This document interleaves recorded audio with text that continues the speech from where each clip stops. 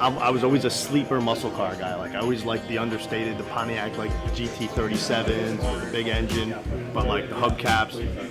And what do I see? And I'm a stick guy. So all the cars that were coming out at that time, really only the Mustang and the Camaro had a stick. So what do I see? I see that you can buy from Ford an 85 LX, not a GT, with the 5-liter and the stick, black with a red pinstripe.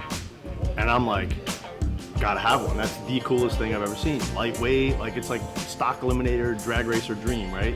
Right. Always one This sit. one right over there? Yeah. All right, so I'm sitting in a 1985 5-liter Mustang LX Coupe 5-speed.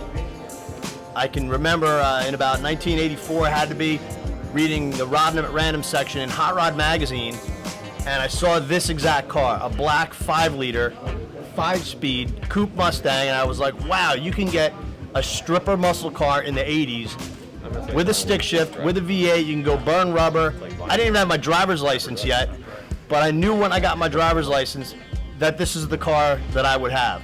Now, I ended up with an 87 LX50, not quite the 85 Coupe, but seeing this car here today in Daniel's collection just brings back memories.